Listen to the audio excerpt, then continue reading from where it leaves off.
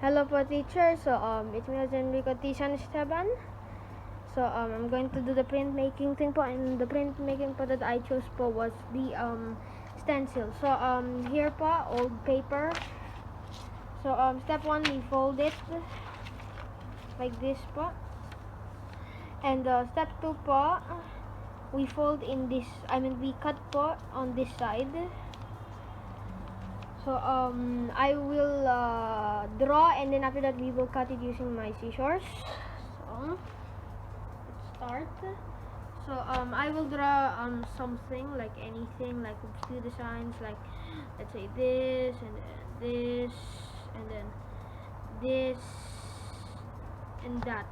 So after that po, I will cut it po, and then we will see po the design po.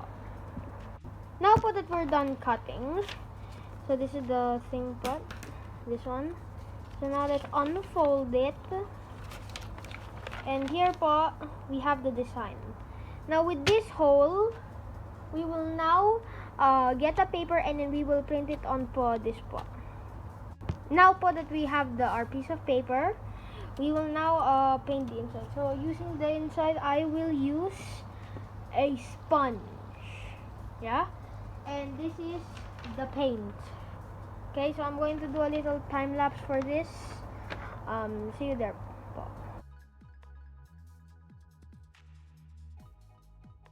There na po. Now that we have this, all we just need to do is open it to see the final thing that I made. And wait, let me just pull it apart. And wow, that looks amazing.